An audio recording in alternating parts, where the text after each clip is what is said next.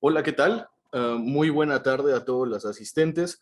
Bienvenidos a la Mesa 9, Heterogeneidad Sociolaboral, Cambio Tecnológico y Organización Colectiva, Debates, Investigaciones e Interrogantes desde y para América Latina. Le voy a ceder el uso de la voz a los moderadores Cora Arias, Cecilia Cross, Alejandro Vignolo, Guillermo Santos y Guillermina Jensen. Adelante, doctores. ¿Quién va a empezar? Gracias. Buenas tardes para todos y todas. ¿Me están escuchando bien? Muy bien, doctor Guillermo, lo comienzo. escuchamos. Perfecto, muchísimas gracias al anfitrión. Estamos presentes en la mesa número 9 para dar comienzo a las ponencias de esta primera parte de la tarde. Esta mesa está siendo moderada por los profesores, las profesoras Corarias, Cecilia Cross, Alejandro Viñolo, Guillermo Santos y Guillermina Jansen. Estamos aquí presentes. Vamos a escuchar en primer lugar las ponencias de los investigadores Luis Sousa Carvalho, Flavio Gómez da Silva, Erika da Cruz Novaes, Luisa Pereira Manske y Asir Batista Moreira. Ruego, si he pronunciado mal sus nombres y apellidos, aprenderé para la próxima. Somos 5 ponencias, el tiempo es acotado, entonces yo les sugiero que tengamos una presentación que va más o menos alrededor de los 12 minutos, para extendernos quizás a 15, no más de eso.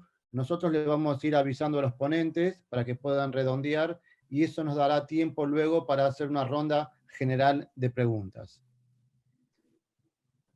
Le doy la palabra a Cora Arias, si está presente, sí. Sí, gracias, Guille. Buenas tardes a todos, a todas. Aquí nosotros desde Buenos Aires. Imagino que lo positivo de la virtualidad de estar en distintos lugares de América Latina. Muchas gracias por participar de la mesa. Como decía Guille, somos varios, así que podemos pensar en un tiempo acotado para tener luego un momento de intercambio. Les pedimos, sí, para no hacerlo nosotros, que ustedes, a medida que vayan tomando la palabra, se presenten y nos cuenten de dónde son y de qué universidad, de qué país, así nos podemos conocer. ¿Están todos presentes, los 5 que participaban de la sesión? Sí, correcto. ¿Sí, no? Sí. Sí. Bueno, no sé si empezamos, si alguien más quiere aportar algo. Si les parece adecuado, vamos, para el tiempo es tirano, vamos a comenzar con la primera de las presentaciones. Le vamos a ceder la palabra a Laís Sousa Carvalho en su trabajo Juventud y Trabajo, perspectivas sobre las nuevas relaciones del trabajo. Bienvenida, Laís. Olá, vocês estão me ouvindo? Sí, correcto. Tudo bem? Tá. Boa tarde para todo mundo. Primeiro eu queria só agradecer a coordenação da mesa, porque vocês foram muito solícitos, né, respondendo muito prontamente, né, todas as nossas dúvidas por e-mail e tudo mais. Meu nome é Laís, do Brasil, né, e eu faço mestrado no programa de pós-graduação em Tecnologia e Sociedade da Universidade Tecnológica Federal do Paraná, aqui em Curitiba. E eu vou apresentar um trabalho que ele é parte da minha pesquisa de dissertação, que é sobre os sentidos e significados da escola e do trabalho atribuídos por jovens do ensino médio que estudam e trabalham ao mesmo tempo. Para essa pesquisa, era interessante mostrar como a juventude está, né, para a juventude, como está o mercado de trabalho brasileiro atualmente, né? Então, por isso, o estudo intitulado Juventude e Trabalho, Perspectivas sobre as Novas Relações de Trabalho. É importante comentar que a submissão, né, do trabalho, dos resumos, ela aconteceu há mais de um ano, antes da pandemia do Covid-19. Então, dali para cá, a minha pesquisa já sofreu mudanças, né? Inclusive, a pandemia trouxe outras questões bem relevantes para esse tema, que no momento desse trabalho não foram contempladas. Mas as questões que eu vou apresentar, elas aparecem nesse cenário atual e até intensificadas. A gente partiu da compreensão de que a juventude é uma fase difícil da vida do sujeito. Muitas transformações, principalmente por inaugurar sua entrada no mercado de trabalho, e tendo em vista o desemprego crescente, fez-se necessária assim, uma investigação para entender o que o mercado de trabalho atualmente espera desses jovens, né? Nessa fase do capitalismo que a gente vive. E para um melhor entendimento da situação experienciada presentemente, foi relevante entender o funcionamento do sistema de produção, os mecanismos de controle, os conjuntos de regras e normas que o permitem funcionar. Então, nisso, a gente teve que relembrar Marx, né, que descreve que com a incorporação da maquinaria na indústria, a exploração dos trabalhadores é intensificada, para aumentar a extração do mais valor, barateando a mercadoria, para aumentar a geração de lucro, né? E daí, nisso, o trabalhador se torna apenas um operador, que não controla todas as etapas do processo produtivo, desempenhando ali uma função específica, repetitiva, uma função que não precisa do conhecimento técnico que o artesão precisava ter, tornando esse trabalhador dispensável. Então, o trabalhador, que agora não controla as etapas produtivas, perde a dimensão que seu trabalho tem. E com a maquinaria, a jornada de trabalho foi aumentada, porque como a máquina não cansa, não precisa de pausas para se alimentar, nem para dormir, a tendência foi mantê-la funcionando pelo máximo de tempo possível, né? Assim, o tempo de produção e o ritmo de trabalho, ele passou a ser controlado, né, pelo ritmo da máquina. Logo, quem dita o ritmo do trabalho agora é o dono dos meios de produção, controlando também o tempo do trabalhador. Então, a gente percebe que quem controla o tempo e o ritmo de trabalho vai ter poder sobre o outro. Então, o Edgar Dedeca, ele diz que a própria organização de um trabalho dentro de uma fábrica torna a hierarquia, a vigilância, entre outras formas de controle, muito mais palpáveis. Só pelos trabalhadores estarem reunidos naquele espaço, fica mais fácil de vigiá-los, por exemplo. Então, eles acabam se submetendo a uma rotina de trabalho ditada pelo capitalista, gerando um tipo de disciplina bem específica, né, imposta aos trabalhadores. Lembrando que todo esse controle é pensado utilizado de forma a favorecer a acumulação do capital. Soma-se a isso rotinas de trabalho são permeadas pelas disciplinas corporais, como foi teorizado pelo Foucault, né, que visam a obtenção de um corpo disciplinado, útil, eficaz, logo mais produtivo. Isso se dá através de formas de manipulação do corpo, para que cada movimento, cada comportamento, cada gesto seja executado da forma, na rapidez e na técnica que se deseja. Essa coerção acontece muitas vezes nos detalhes, ajustes sutis, que podem parecer inocentes, mas têm grande importância nesse processo. Assim, compondo em conjunto a vigilância constante, a eventual punição, cria-se um controle quase absoluto sobre o trabalhador. O patrão consegue controlar o ritmo, o tempo, o comportamento do trabalhador. Então, para sincronizar ali o trabalho nas fábricas, né, a hora de entrar, a hora de sair, a hora de comer, né, houve um processo de internalização dessa disciplina do tempo, né, ligada ao relógio. Então, teve essa reeducação em relação ao que o Thompson chamou de uso econômico do tempo, e a escola, inclusive, teve um papel muito importante nesse processo. Atualmente, podemos perceber que o ritmo, a velocidade, incluindo a duração e sequência das atividades feitas hoje em dia, seguem quase sempre essa exigência de sincronização da sociedade, acompanhando modelos temporais coletivos. E o Hartmut Rosa, ele traz um diagnóstico da modernidade, que é a da aceleração da velocidade no tempo. Desde o tempo da duração de uma atividade, uma tarefa, né? por exemplo, como o tempo da vida, né? A pessoa precisa acabar a escola mais rápido, entrar no mercado de trabalho mais rápido, assim como o tempo da história e o tempo da sociedade. Isso que a gente tem essa sensação de que as coisas estão mudando muito rápido, né? Por exemplo, a nossa forma de se comunicar já mudou, né, do que era há 5 anos atrás, há 2 anos atrás, já tem coisas, né, diferentes. E então tudo fica cada vez mais rápido, num fluxo constante, né, que, né, fica difícil fazer até alguma previsão futura. E o Rosa fala que isso é uma percepção cultural dominante. Então, o jovem que está num momento difícil, conhecido pela transição e processos de mudança, que já podem gerar tensões identitárias e pressões originadas na sociedade, reproduzidas na família e no próprio sujeito, tem que se inserir no mercado de trabalho com altos índices de desemprego, em uma época de supervalorização de quem é mais rápido. Esses fatores estão associados a características adoecedoras, podendo levar esse jovem à ansiedade, estados depressivos, como uma reação às exigências da aceleração impossível de ser satisfeita. Nós compreendemos que esses mecanismos fazem parte da cultura e que a mesma é condicionada a relações de poder. Assim, a gente traçou um caminho discutindo essa internalização da disciplina, que é ligada muitas vezes a questões temporais, até chegarmos na construção do sujeito neoliberal. O Dardot e o Laval, ele vai dizer que na economia atual, os sujeitos estão incluídos numa lógica que ressalta o sistema de empresa, ligado a uma racionalidade que, junto a esses mecanismos disciplinares de controle e de vigilância que já foram comentados, moldam o sujeito para agir como empresário de si mesmo.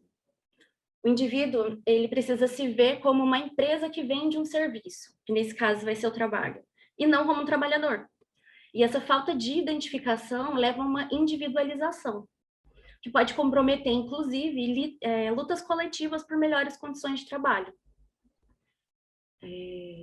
Isso, aliado a novos modelos de emprego precarizados e com mais facilidade para demissão, fazem com que o trabalhador esteja sempre em competição. Com o falso discurso de liberdade e autonomia do trabalho, com uma competitividade intensificada, esse sujeito, para se destacar, deve se expor a riscos e assumir a completa responsabilidade por eventuais fracassos, que antes seria o papel dos donos da empresa, né? A ideia é que a pessoa precisa trabalhar a si mesma, constantemente, para se manter na concorrência. Assim, para esse jovem entrar, né, e permanecer no mercado de trabalho, ele precisaria se sujeitar a condições duras de trabalho e disciplina, empregos sem segurança nenhuma, tendo a necessidade de sempre trabalhar a si mesmo para vencer a acirrada competição pelos cargos precários. Essa condição, aliada à aceleração do tempo, a qual os trabalhadores são constantemente cobrados e autocobrados, que Rosa apresentou como uma causa da dessincronização em relação ao tempo, que é uma causa de adoecimento. O Dardot e o Laval, ele também adverte que essas situações de estresse no trabalho têm sido reconhecidas como causa no aumento de suicídios nos locais de trabalho. Inclusive, essa questão da aceleração do tempo bate de frente com a realidade temporal da condição juvenil, que é um momento marcado pela transição, por descobertas e pela construção de identidades. É um momento que demandaria mais tempo do que o sistema permite. Além disso, e com isso, precisamos lembrar que a condição juvenil ela não é igual para todos. Ela é permeada pelas desigualdades sociais, de forma que apenas uma parcela da população consegue ter esse tempo livre para se dedicar a essas questões identitárias típicas da juventude. Concluindo, o discurso do empresário de si mesmo e a aceleração do tempo, em conjunto, formam um quadro de maior individualização e falta de pertencimento. Esse cenário prejudica lutas coletivas, que poderiam, se não minar, ao menos diminuir a situação desfavorável para os trabalhadores. Portanto, devido a essas circunstâncias, os jovens eles precisam ser devidamente preparados, mas não meramente para se adaptar a essas regras do jogo, mas no sentido de estimulá-las a pensar criticamente, né, sobre a situação, gerar um pensamento mais crítico, formar um sujeito por inteiro, né, integral, a fim de que eles adquiram uma consciência e tenham, assim, capacidade de agir ao longo de suas trajetórias. E aqui eu finalizo a minha fala. Muito obrigada para todo mundo e é isso. Muchísimas gracias, Laís, por tu presentación, muy interesante, y también gracias por respetar los tiempos acordados. Vamos a dar lugar ahora a la segunda presentación a cargo del investigador Flavio Gómez da Silva. Flavio. Hola, ¿me oyen 12 bien? minutos a 15. Sí, se escucha muy bien, Flavio. Ah, cierto. Voy a empezar la presentación. Buenas tardes. Yo soy Flavio Gómez da Silva Lisboa.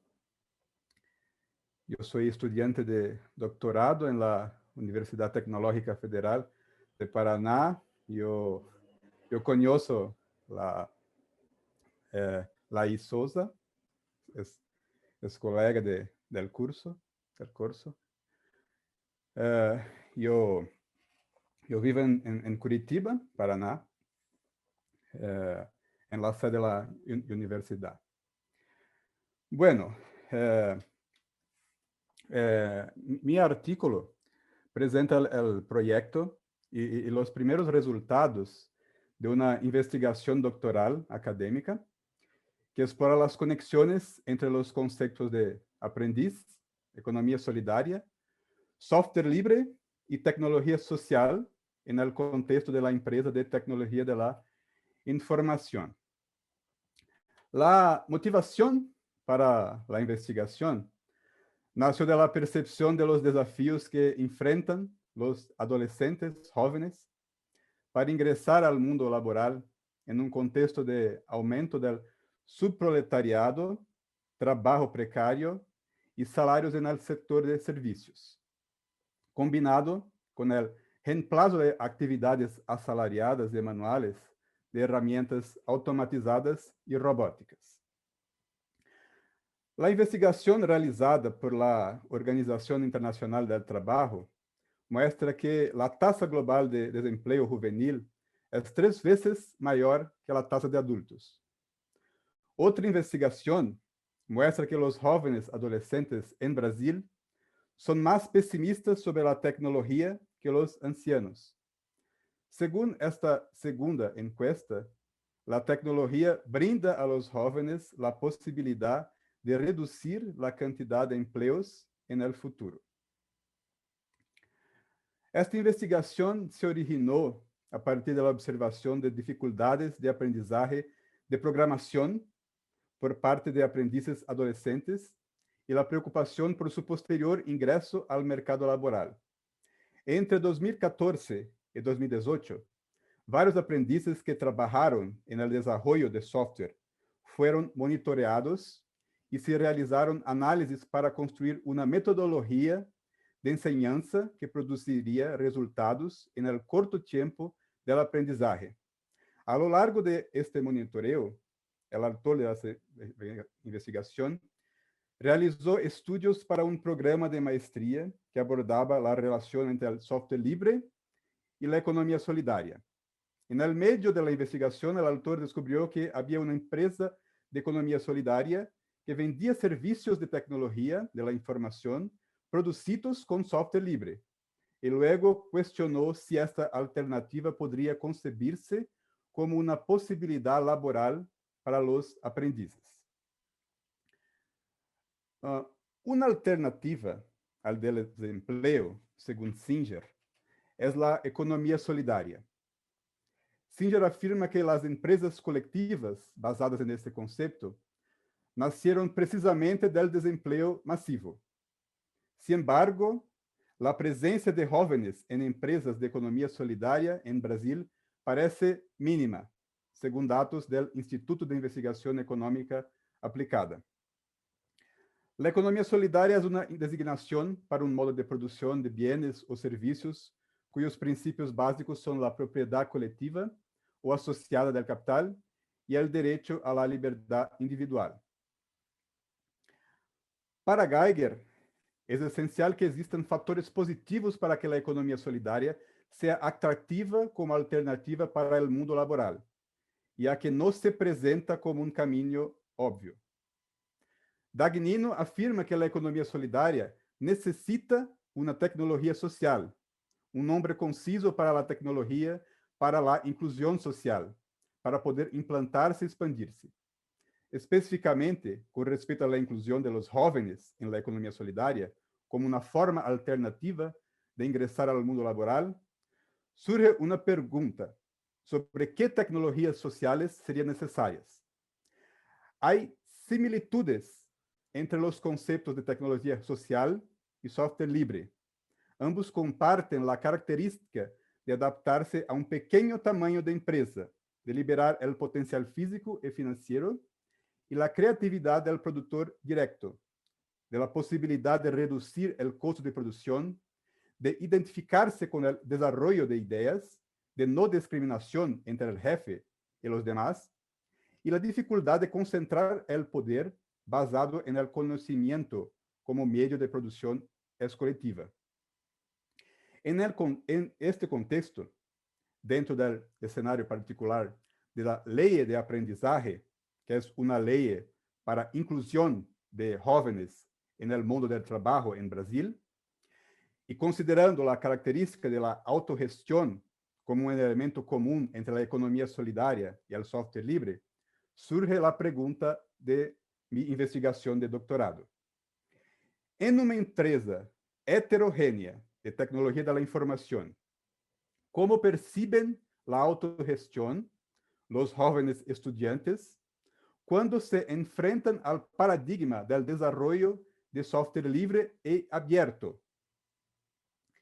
Se pretende responder a esta pregunta con una investigación exploratoria y descriptiva, basada en un estudio de caso que involucra la revisión de documentos e entrevistas con jóvenes aprendices.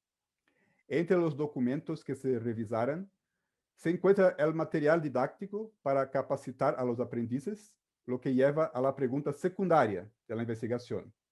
Suponiendo que el material didáctico para la formación de aprendices en la institución responsable de la formación teórica de los aprendices no cubre la economía solidaria o el software libre, ¿cómo puede adaptarse para proporcionarles la percepción de una forma alternativa de organizar el trabajo?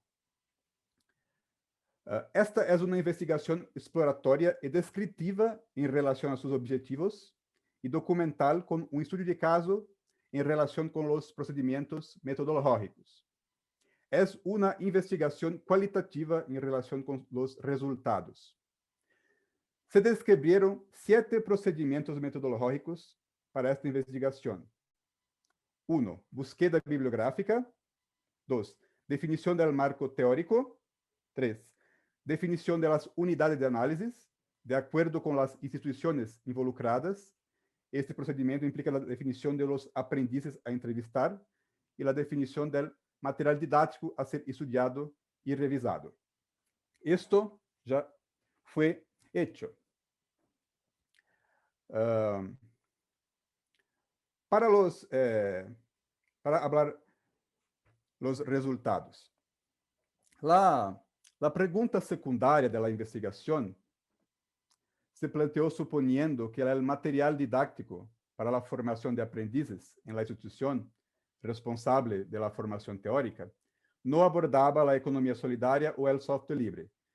Sin embargo, después de leer los folletos, reveló que esta suposición era parcialmente incorrecta, ya que uno de los folletos aborda el software libre. El folleto llamado Trabajo, Tecnología e Innovación, usado por los aprendices, trae el concepto de software libre en su introducción, cubriendo de manera concisa la creación del proyecto GNU por Richard Stallman y la creación de Linux bajo la coordinación de Linus Torvalds. Sin embargo, no hay una introducción al uso del sistema operativo Linux, solo el uso de Windows. En este folleto, sin embargo, en el capítulo sobre editores de texto, hay una mención de 2 páginas del editor LibreOffice Writer, que es software libre, pero el capítulo está dedicado en detalle, en 16 páginas, a enseñar el funcionamiento básico de Microsoft Word, un software patenteado de código cerrado, y lo trae como un objetivo al principio.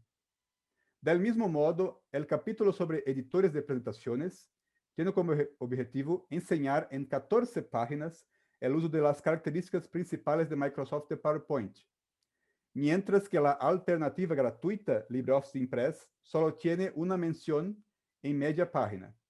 Además, este capítulo proporciona una tabla comparativa entre 3 editores de presentación, pero no menciona la apertura del código fuente como una de las características de LibreOffice. El capítulo de hoja de cálculo está completamente dedicado a un producto de Microsoft Excel y no menciona la alternativa libre de LibreOffice Calc. El capítulo sobre editores de animación y vídeo solo cubre los programas de la plataforma Windows. Pero el capítulo sobre publicación gráfica invierte el patrón de la mayoría de los capítulos mencionados anteriormente, dedicándose en 10 páginas a enseñar el uso del software libre GIMP, mientras deja solo una página para mencionar 4 alternativas de código cerrado y propietarias. El capítulo sobre edición de sitios web también está dedicado a software libre Composer. En ese capítulo, el concepto de código abierto también se describe en el glosario, pero no hay relación con el concepto de software libre. Aquí vale la pena aclarar que en la introducción del concepto de software libre, el folleto no utiliza el término código abierto. Guard, please. Guard. Estos son los resultados parciales de esta investigación. Yo empecé las entrevistas con aprendices, pero la pandemia interrumpió este trabajo. 5 minutos, estoy Flavio, perdón. aguardando el retorno de los aprendices para proseguir la investigación. Y es esto que tengo a presentar ahora. Muchísimas gracias, Flavio. Voy a hacer un recordatorio. Estamos tomando más o menos entre 12 a 15 minutos.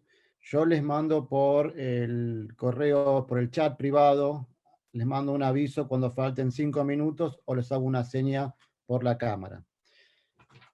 La siguiente presentación es la de Erika González Díaz y Leda Gitay, Transversalidades en Políticas Públicas para el Trabajo, programa Pro Equidad de Género y Raza. Erika, Leda. Boa tarde, estão me ouvindo bem? Sim. Bom, eu vou tentar compartilhar a minha tela, tá bem? Perfeito. Vamos ver se eu tenho sucesso nessa empreitada.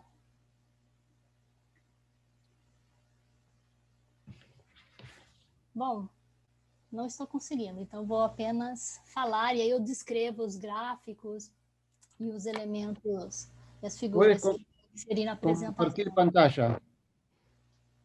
Fíjate em compartir pantalla. Sim. Host disabled, participant screen sharing. É a mensagem que aparece.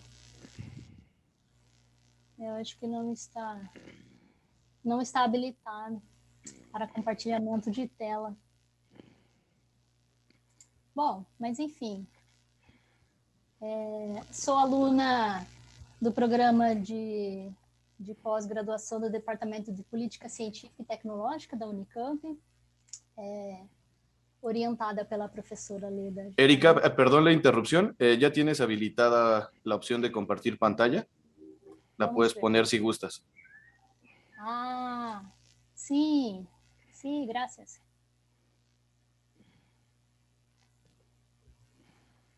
Aqui está. Então, nosso trabalho intitulado Transversalidade em Políticas Públicas para o Trabalho, o programa Pró-Equidade de Gênero e Raça. Então, faz parte de minha pesquisa, uma parte de minha pesquisa de doutorado, né?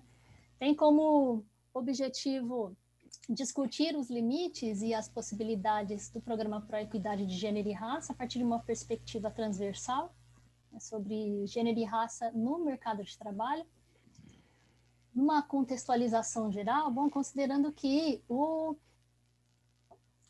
rendimento do trabalho é um dos indicadores para análise de fonte de renda, de aquisição de bens e serviços e padrão de consumo de indivíduos e de suas famílias, as políticas públicas voltadas ao trabalho, por vezes, tendem a incluir essa questão. É um fato, portanto, que é relevante quando analisamos dados sobre o mercado brasileiro, que é marcado, dentre outros elementos, pela desigualdade em termos de rendimentos, principalmente no que se refere aos marcadores de raça, de gênero, de classe, essa heterogeneidade, complexidade do mercado de trabalho, do mercado de trabalho no Brasil, né, para exemplificar, a gente pode utilizar de dados, como, por exemplo, da ONU, que aponta que no país, no Brasil, as mulheres estudam em média cerca de 8 anos e possuem um salário anual por volta de $10.400, enquanto os homens estudam em média 7,6 anos e têm um salário de $17.800. Quando inserimos o marcador raça, enfatizado pelo IBGE, e pessoas brancas ganham, em média, R$ 2.700 mensais, dados antes da pandemia, aliás, vale enfatizar, né? Versus, enquanto pessoas negras ganham, em média, R$ 1.600 no país. Se considerarmos raça e gênero, temos ainda um outro panorama, né? No qual a gente pode imaginar uma pirâmide social, onde os homens estão no topo dessa pirâmide, os homens brancos, né? E na base dessa pirâmide nós temos as mulheres negras, que recebem, em média, cerca de 44% do salário desses homens que estão no topo dessa pirâmide. Então, essa heterogeneidade, essa complexidade no mercado de trabalho enfatizam, em primeiro lugar, a importância de se ter um olhar que transversaliza esses marcadores de raça, de gênero e também de classe, e o desafio que tal cenário significa no âmbito das políticas públicas, atravessado ainda neste momento pela pandemia do Covid-19 e pela necropolítica do governo Bolsonaro diante da população negra e pobre no país, né? Na metodologia e na abordagem teórica que nós usamos nesse trabalho, fizemos uma abordagem interdisciplinar, né, de diferentes áreas. Fizemos um levantamento das características do programa, dos atores que dele participaram e das práticas adotadas pelas empresas. Consideramos de forma breve a reestruturação produtiva que ocorreu no país a partir dos anos de 1990, consideramos a década de 90 como um marco importante para pensarmos nas transformações da gestão do trabalho e nas relações de trabalho, assim como a importância da ascensão ao poder dos governos do Partido dos Trabalhadores, né, nos anos 2000. Igualmente, ressaltamos a institucionalização das pautas dos movimentos sociais, como das mulheres, por exemplo, e a criação de uma secretaria especial de políticas para as mulheres, né, como um exemplo dessa institucionalização, e é a secretaria, aliás, que é responsável por esse programa que eu vou detalhar mais à frente. Também apontamos a formulação e a implementação de políticas públicas, como o Programa Pró-Equidade de Gênero e Raça, como respostas não apenas a essas demandas sociais, né, mas também às convenções internacionais, como a Convenção 100 e a 101 da OIT, assinadas há décadas pelo Brasil. Então, quando a gente olha especificamente para o Programa Pró-Equidade de Gênero e Raça, ele foi uma política pública criada em 2005, que acontecia de forma bianual a cada 2 anos, né, e ele teve uma duração até o ano de 2018. Dentre os objetivos do programa, ele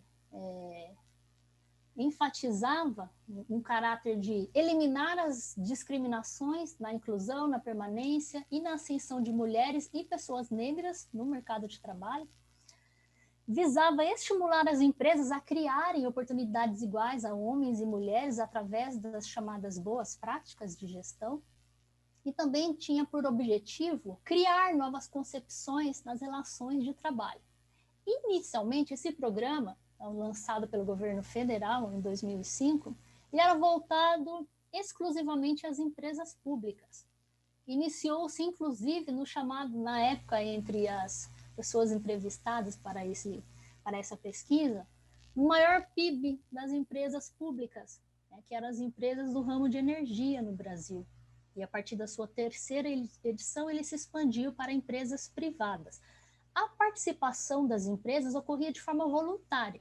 Então, elas seguiam esses ciclos, né, de preencher uma ficha perfil, demonstrando o interesse em participar do programa, elaboravam um plano de ação voltada a demonstrar as atividades que seriam desenvolvidas por elas, elas assinavam um termo de compromisso que era assinado pelos presidentes dessas empresas. Havia um monitoramento por parte da Secretaria Especial de Políticas para as Mulheres, que acompanhava o desenvolvimento dessas atividades dentro das empresas. A secretaria também era responsável por fazer uma avaliação e emitir esse relatório final, se a empresa cumpriu ou não, ao menos 70% das atividades propostas lá no plano de ação, e caso elas tivessem cumprido, elas ganhavam um selo, que era um reconhecimento público dessas ações por elas desenvolvidas, né, considerando novamente os marcadores de gênero e raça nas suas ações. Então, se a gente pega toda a evolução das participantes e ganhadoras, aí a gente chama de ganhadoras, portanto, as empresas que conseguiram atingir ao menos 70% dessas ações, a gente consegue perceber uma evolução significativa, né? Então, a gente sai ali de 11 ganhadoras na primeira edição, de 2005 a 2007, a 68 ganhadoras na quinta edição. E aí o programa, nessa quinta edição, ele já tinha um caráter mais múltiplo, né, que permitia a participação de empresas do ramo privado também. Justamente a sexta edição, quando o programa ganhou uma ascensão significativa em todos os estados, em diferentes empresas no Brasil, ele foi congelado pelo atual governo Bolsonaro. Dentre as ações desenvolvidas pelas empresas, né, há ações bastante diversas no que diz respeito aos graus de impacto e a abrangência dessas ações, né? Inclusive, percebe-se também uma diferença no que diz respeito aos níveis de experiência dessas empresas quando consideramos essas ações. Se elas já realizavam ações com vistas a uma, vamos chamar de diversidade de gênero e raça, antes do programa ou não. De forma geral, as ações do programa se concentram em dois campos, né? Então, no campo de gestão de pessoas, voltados a recrutamento, seleção, capacitação e treinamento e assim por diante. E num outro campo, que se chama de cultura organizacional. Então, apenas alguns exemplos para demonstrarmos quais os esforços que as empresas desenvolveram durante todo esse período, né? Vale enfatizar, inclusive, que várias empresas, era comum as empresas participarem, continuarem a sua participação entre uma edição e outra. Há empresas, inclusive, que participaram de todas as edições. Bom, enfim, voltando aqui novamente para as ações desenvolvidas, a gente tem, por exemplo, ações de ampliação à licença maternidade, uma criação de estruturas específicas de avaliação com vistas à ascensão profissional de mulheres que estavam em licença maternidade, a elaboração de cursos e palestras sobre os temas, né, de equidade de gênero e raça, estímulos, programas específicos de ascensão profissional para mulheres, mudanças nos processos seletivos, até mesmo, este é um dos exemplos mais presentes, aliás, nas empresas de energia, que é a compra de equipamentos de proteção individual adequados para as mulheres. Isso não acontecia em muitas dessas empresas. Então, as mulheres usavam EPIs, capacetes, botas, em números, em tamanhos que, enfim, não lhe eram totalmente adequadas. Não as protegiam totalmente, portanto, né? E dentre essas ações, chama ainda a atenção as que se referem, as que transbordam, aliás, o âmbito dessas empresas, como, por exemplo, auxílios financeiros a familiares que ficavam responsáveis, por exemplo, como é comum em muitos lugares do Brasil, avós, tias, cuidarem de crianças enquanto seus pais vão ao trabalho, né?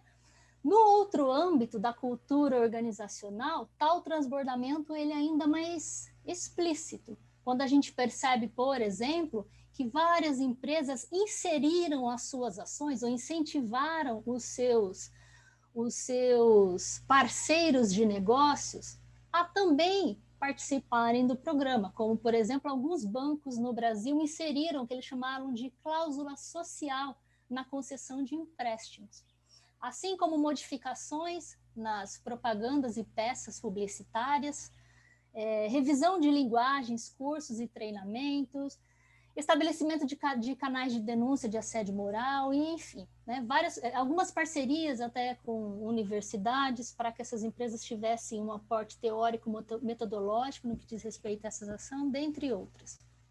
Quando a gente olha para os atores que participaram desse processo, especialmente nos momentos iniciais da política pública, a gente tem, então, a Secretaria Especial de Políticas para as Mulheres, a SPM, no centro, né, representando aí a esfera estatal, portanto, que coordenou ações junto às empresas, junto aos movimentos sociais, principalmente movimentos de mulheres e movimentos negros, não exclusivamente, mas principalmente, articulação junto à ONU e à OIT, que participaram diretamente na formulação do programa, na coordenação das conferências de mulheres que aconteceram no Brasil, né, e que aconteceram de forma no âmbito municipal, estadual e nacional, e que, por fim, estabeleceram um plano nacional de políticas para as mulheres, que, dentre um dos pontos elencados por esse plano, estava justamente a criação do Programa Pro Equidade de Gênero e Raça.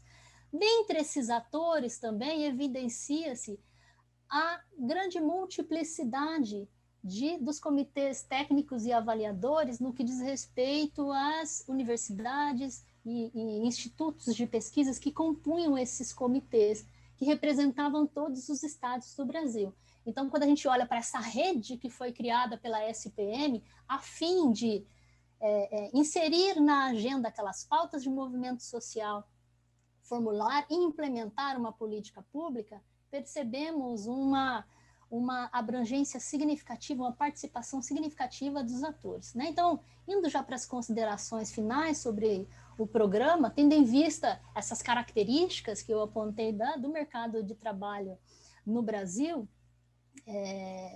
evidencia-se, portanto, essa importância da transversalidade para as políticas que visam, né, que têm esse propósito, ou tinham esse propósito de mitigar essas diferenças entre os diferentes grupos que compõem o mercado de trabalho brasileiro, não desconsiderando que as mudanças tecnológicas, as alterações no contexto político da década de 2000 e a diversificação das demandas sociais mais recentes também estimularam as propostas de políticas públicas em torno do tema do trabalho no Brasil, assim como as ações propositivas coletivas, né? O Programa Pro Equidade de Gênero e Raça, ele representou, de certa forma, também um ganho para as lutas históricas dos movimentos sociais. Ele foi uma das ações políticas que atravessaram os diferentes governos Lula, Dilma, Temer, porém ele não sobreviveu ao conservadorismo aí do governo atual, que aposta bastante nessa questão, nesse mito de ideologia de gênero. O programa ele estimulou ações transbordantes, como eu citei brevemente, no que diz respeito a esse impacto nas famílias dos funcionários, mas também teve ações voltadas para comunidades onde essas famílias estavam inseridas, nas cadeias de relacionamento, enfim. Porém, uma das limitações vai justamente no fato dessas ações do programa serem voltadas ao mercado de trabalho formal. Érica, 2 minutos mais. Ok, já estou finalizando. E uma problemática, inclusive, neste contexto de Covid, em que muitos trabalhos formais foram simplesmente reduzidos de forma drástica. né? Por fim, enfatizamos ainda um papel fundamental de atores coletivos, de redes locais e regionais, neste caso, através daquelas conferências municipais, estaduais, na discussão e na implementação de políticas para as mulheres no âmbito do trabalho. Neste momento em que talvez um programa como o Pró-Equidade de Gênero e Raça não acontecesse na esfera federal, essas ações locais e regionais poderiam significar um caminho a ser seguido, né? Então, algumas das referências, meu contato para quem quiser, e muito obrigada. Muchísimas gracias, Erika. Muchísimas gracias, Leda. Muy claro, muy interesante. Vamos a seguir ahora con la siguiente presentación, el sentido del trabajo de las mujeres ingenieras en el mundo neoliberal, a cargo de las investigadoras Luisa Pereira y María Sara de Lima. Luisa. Olá, boa tarde. Tenemos más o menos en 12 minutos, te voy a enviar por mensaje para que sepas el cierre. Ok, vocês me ouvem bem? Ok, eu vou então compartilhar a minha apresentação também.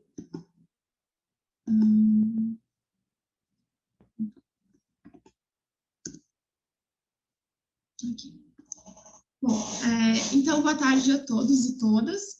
Eu me chamo Luísa, eu sou atualmente estudante de doutorado do Programa de Pós-Graduação em Tecnologia e Sociedade, o PPGTE da UTFPR, e hoje eu apresento, então, um trabalho que foi feito em conjunto com a minha orientadora do mestrado, a professora Maria Sara de Lima Dias, que se chama O Sentido do Trabalho das Mulheres Engenheiras no Mundo Neoliberal. Então, antes de apresentar o estudo propriamente dito, acho que é importante trazer um pouquinho desse contexto em que a pesquisa foi feita, considerando, né, esse momento também da pandemia. Então, eu venho no PPGTE da linha de pesquisa de tecnologia e trabalho. A minha formação, no nível de graduação, é engenharia civil, então a minha relação com esse tema é bastante pessoal também. E no mestrado, a minha dissertação girou em torno dos significados do trabalho atribuídos pelas mulheres que são egressas do ensino superior no curso de engenharia civil na UTFPR, que é uma universidade tecnológica. Então, essa pesquisa ela foi iniciada em 2019, antes da pandemia, e ela foi finalizada agora em 2021, há um mês atrás. Então, no momento da submissão do resumo para o evento, a pesquisa ainda estava no momento mais inicial, no momento de mais levantamento bibliográfico, e foi anterior, então, à aplicação da pesquisa de campo mesmo, a elaboração das entrevistas com as mulheres engenheiras. E, enfim, então, a pesquisa, essa apresentação, ela envolve o que foi proposto no resumo, e também todo o desenvolvimento que se deu da pesquisa, da evolução que se deu a partir de então, mas ainda como um estudo teórico, né? Não, a apresentação não envolve, então, os resultados da pesquisa de mestrado. Então, com isso, o nosso objetivo aqui é propor, né, uma reflexão teórica acerca dessa relação entre a divisão sexual do trabalho e essas novas organizações, essas novas formas de trabalho num contexto do neoliberalismo, e como esses dois elementos eles se relacionam e podem impactar na subjetividade e na construção de uma identidade profissional das mulheres jovens engenheiras atualmente. Além disso, a gente também, né, pensa certas especificidades do trabalho nas áreas tecnológicas, em especial as engenharias, nesse contexto específico. Então, a gente, começando com a engenharia, ela é uma profissão que, historicamente, se desenvolveu no Brasil com um prestígio atrelado, né? É uma profissão que foi considerada, né, o que a gente chama das profissões imperiais, junto com o direito e a medicina. Então, é uma profissão que tem um certo status social atrelado. Isso se relaciona muito com uma visão determinista da tecnologia pela sociedade. E, além disso, ela também se desenvolveu historicamente como uma profissão masculinizada, como uma profissão que teve, durante muito tempo, uma predominância masculina, e que a presença das mulheres ela demorou a acontecer, né? Se a gente for analisar no século XX, quando elas começam a entrar na profissão. Então, é uma profissão que ela foi marcada por uma divisão sexual do trabalho bastante expressiva, em termos, inicialmente, bastante segregativos, né, de uma menor quantidade. Ainda hoje, mesmo com mais mulheres na profissão, esses números ainda são muito menores do que a quantidade de homens. E, embora, né, a gente tenha, então, uma presença maior das mulheres, mais significativa, essa divisão sexual do trabalho permanece de diferentes maneiras, né? Tanto em termos de discriminação, quanto em termos de maneiras mais sutis, como diferenciações salariais e de atividades no trabalho. Em paralelo, a gente pensa, então, o contexto do trabalho no mundo neoliberal, a partir dos autores brasileiros Ricardo Antunes e dos autores franceses Pierre Dardot e Christian Laval, em estudos recentes. Então, como os autores franceses apontam, essas ocupações atualmente dentro desse contexto neoliberal, elas são muitas vezes precárias, provisórias, temporárias, né? E com facilidades cada vez maiores de demitir, porque os trabalhadores não estão mais vinculados às empresas da mesma forma, como também foi apontado pelos outros colegas que apresentaram. Quando a gente pensa em termos do trabalho realizado pelas mulheres, né, essa precarização ela sempre é bastante presente nesse trabalho, né? E também é importante salientar que dentro desse contexto a gente pensando em termos de interseccionalidade, são diferentes contextos muito diferentes, né, dentro desse universo do trabalho realizado pelas mulheres. Mas pensando em termos do trabalho mais considerado formal, como aponta a Helene Hirata, essa posição das mulheres ainda tem uma desigualdade em termos principalmente hierárquico, né, profissional, social, em termos de salário, em termos da divisão do trabalho doméstico e também a representação política na sociedade. Então, quando a gente pensa em termos de o neoliberalismo dentro do campo das engenharias, isso também, né, também se desenvolve, e a engenharia, enquanto uma área de prestígio, diversas expectativas estão envolvidas quando os estudantes escolhem essa profissão no momento da entrada na universidade. Então, alguns dos fatores que influenciam, que podem influenciar bastante, estão relacionados a uma perspectiva da profissão que era anterior, né, no contexto talvez liberal ali, de trabalho, que é a oferta de empregos, né, essa ideia de que, ao fazer o curso, existe um sucesso garantido no momento que eles se formarem, então eles com certeza vão ter um trabalho, esse trabalho com certeza vai ter um salário alto e vai proporcionar uma estabilidade financeira e profissional, e eles vão ocupar uma posição social, então, dentro desse meio profissional. Com a dinâmica do trabalho neoliberal, essa expectativa, que estava relacionada a uma realidade anterior, ela acaba trazendo um impacto bastante grande e um certo conflito entre o que eles viam da profissão antes, né, de atuarem propriamente dito, e da realidade que se apresenta para eles enquanto jovens profissionais naquele momento. Então, a gente consegue pensar em, por exemplo, as taxas de desemprego altas entre os jovens, né, mesmo jovens com uma escolaridade bastante significativa.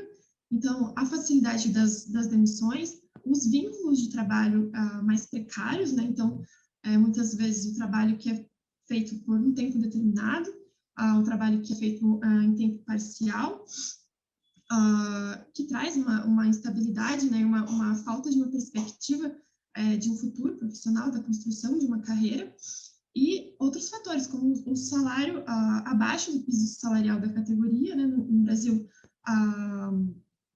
existe uma lei que define qual é o piso salarial para engenheiros e engenheiras.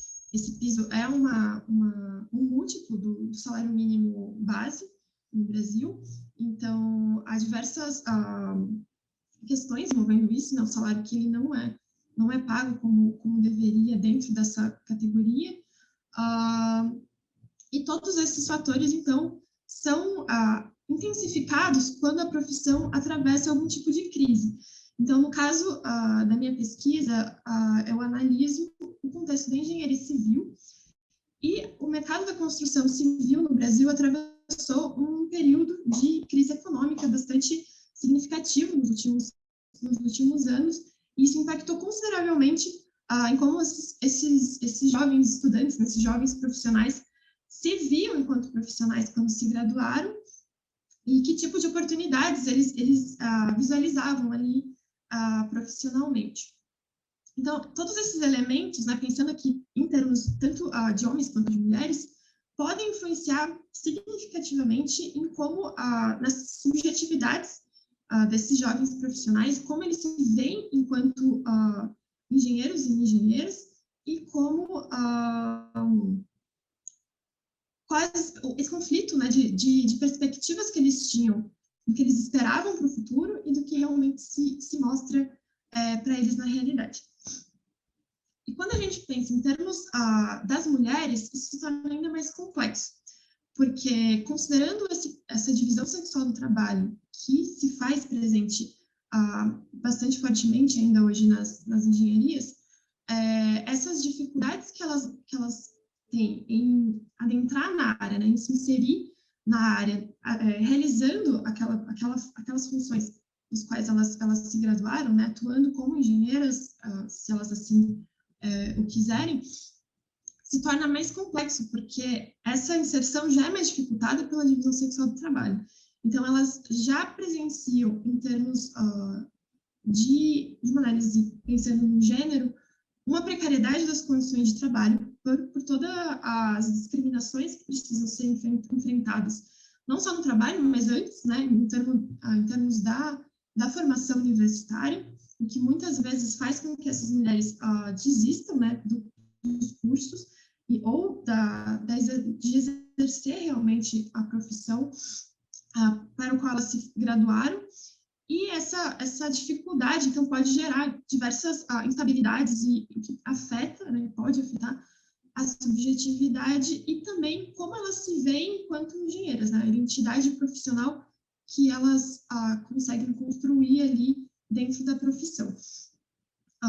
Então, quando essa questão se une a essa dificuldade em termos de precarização do trabalho no neoliberalismo, esses vínculos ficam ainda mais instáveis e mais precários. Então, além de elas precisarem se inserir na área enquanto mulheres, precisarem estar sempre reforçando isso, porque esse mercado demanda, né, que elas estejam sempre se provando e sempre se impondo, existe também essa outra precarização nesses vínculos de trabalho que estão mais instáveis e que elas precisam se provar também enquanto profissionais, sendo gestoras de si mesmas e lidando com esse contexto.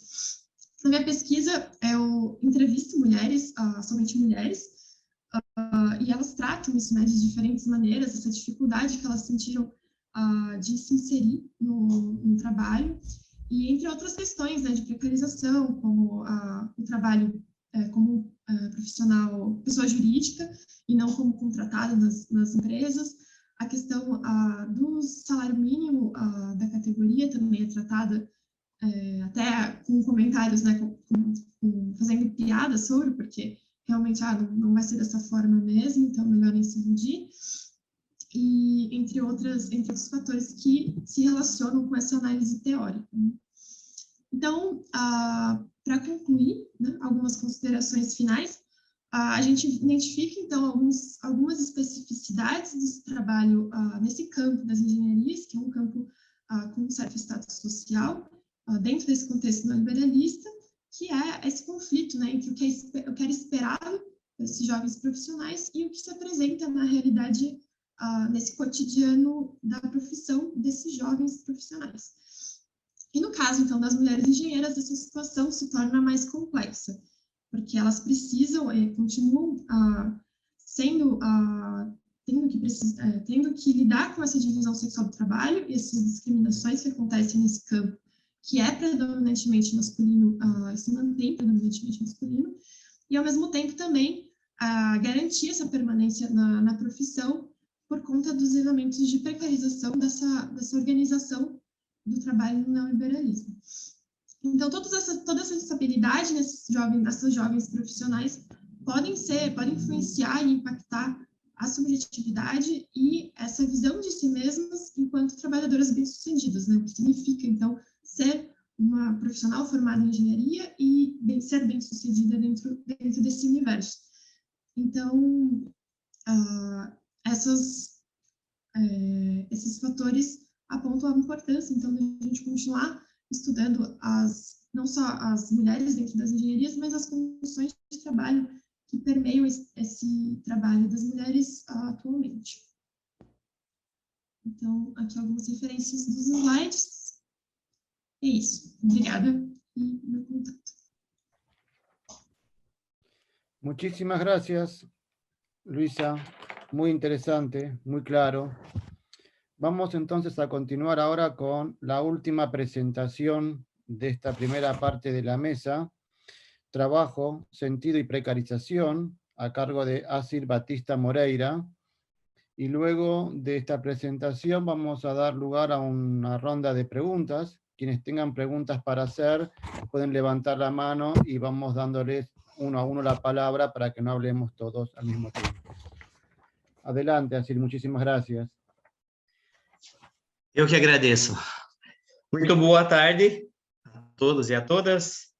A aula de Curitiba, também da Universidade Tecnológica Federal do Paraná, de onde também tenho a grata satisfação de poder dizer que dividi o espaço das salas de aula da mesma universidade com Flávio, Laís, Luísa, Júlio, presentes nesta sala. Esse meu artigo, ele também resulta de uma parte da dissertação de mestrado, de um capítulo sobre o trabalho da minha dissertação de mestrado, que se refere aos trabalhadores e trabalhadoras das indústrias da madeira, as narrativas dos trabalhadores e trabalhadoras da indústria da madeira do sul do Brasil, que perderam seus postos de trabalho em função de uma falência generalizada nessas indústrias. Divido também esse trabalho numa parceria com a minha orientadora, né, professora doutora Marilene Zazula Beatriz. Então, o título desse trabalho, Sentido de Precarização, já está na lâmina que precisava. O presente artigo tem a pretensão de analisar alguns aspectos do trabalho e suas dimensões e a forma como este se estrutura na sociedade contemporânea. Estão ouvindo bem? Sim, se vê bem. O que dizem alguns teóricos como Marx sobre compreender o mundo do trabalho e a dualidade gerada pelo capital. Impactos, as mudanças estruturais nas relações de trabalho atualidade podem ter no cotidiano dos trabalhadores, as condições em que esses se submetem e os limites de suas organizações de defesa. Que sentido pode ter o trabalho na atualidade para os que dele necessitam e que perspectiva se apresenta para os trabalhadores em dias atuais. E como a pandemia do Covid-19 acentua a crise no trabalho, gerando subdivisões de classes numa situação mais crítica ainda do que antes, e como encontrar alternativa de combate a essa cruel desigualdade. Muda a lâmina, por favor.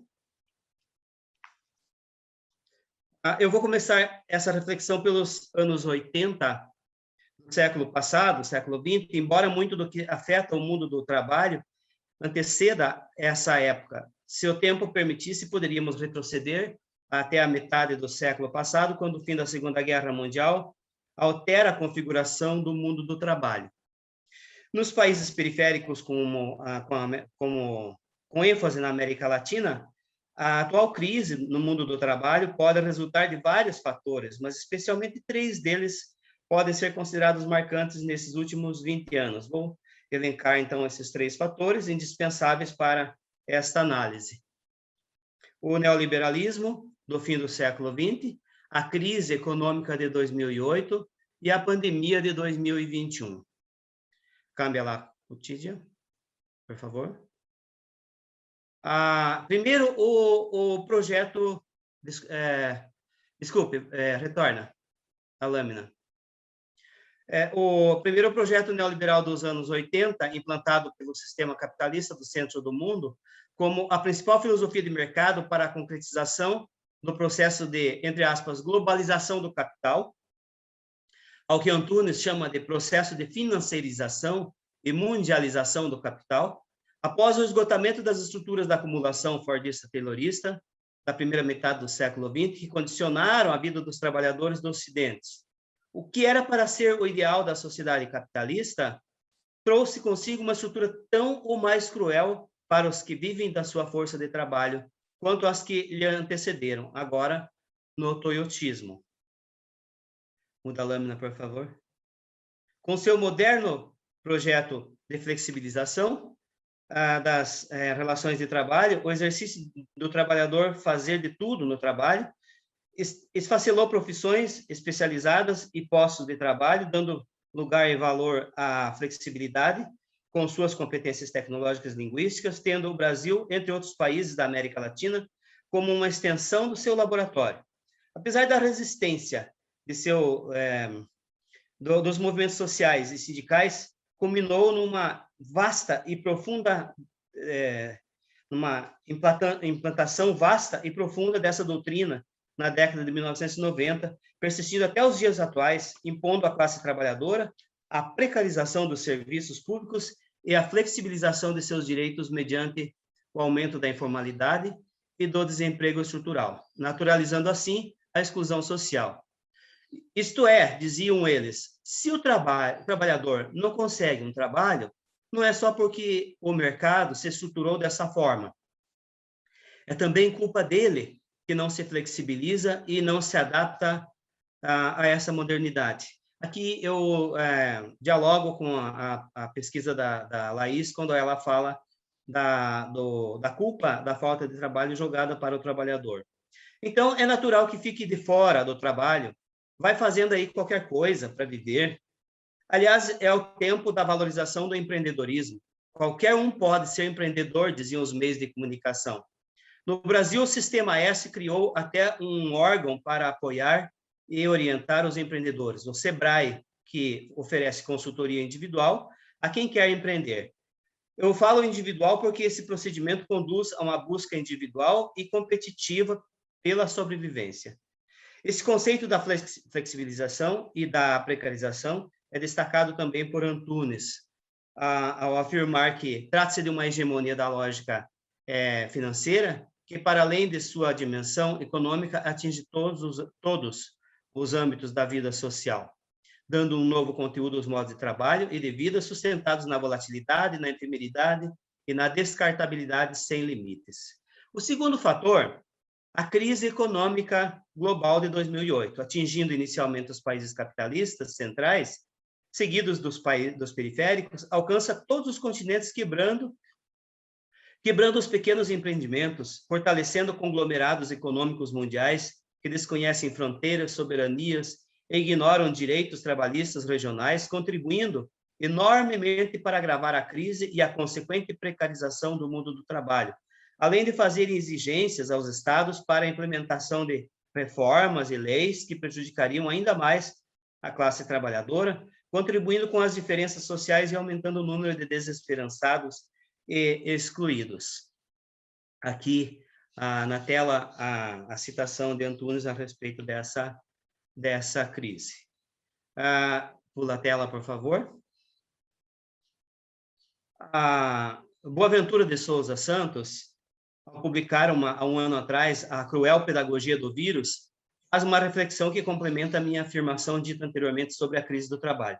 O neoliberalismo e a pandemia, ao afirmar que, desde a década de 80, à medida que o neoliberalismo se foi impondo com a versão dominante do capitalismo, e esse se foi sujeitando mais e mais à lógica do setor financeiro, o mundo tem vivido em permanente estado de crise. Santos afirma que, quando a crise é passageira, ela deve ser explicada pelos fatores que a provocam. Mas, quando se torna permanente, a crise transforma-se na causa que explica todo o resto. Por exemplo, a crise financeira permanente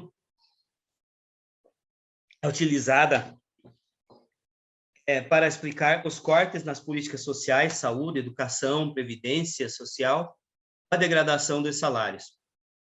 O objetivo da crise permanente é não ser resolvida.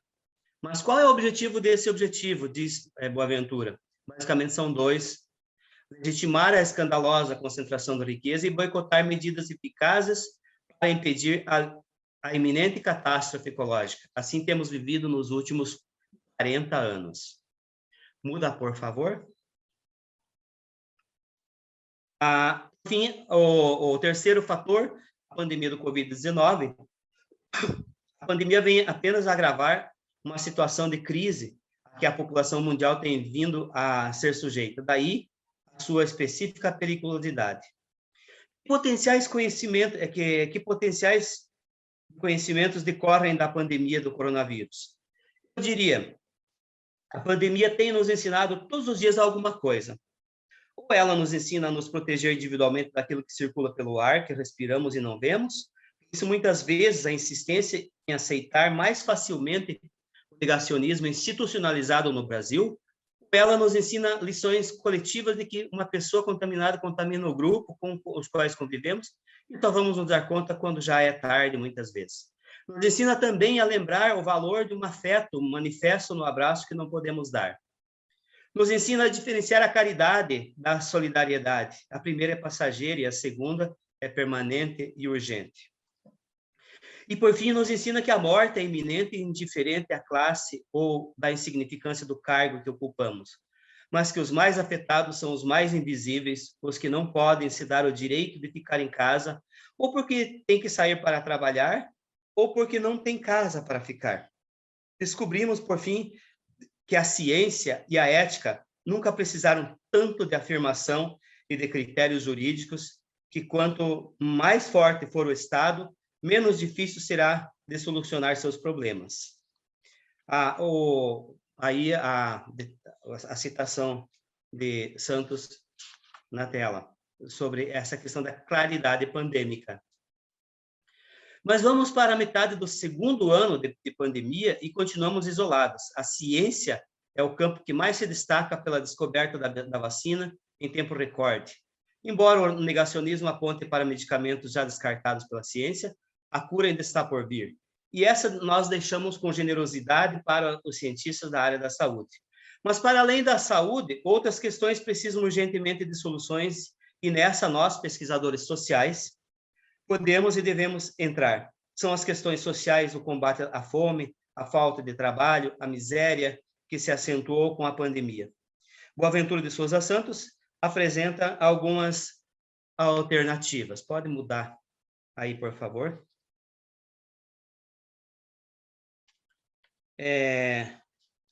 E alguns questionamentos. Bom, ele diz: haverá vontade de pensar em alternativas quando a alternativa que se busca é a normalidade que se tinha antes da quarentena?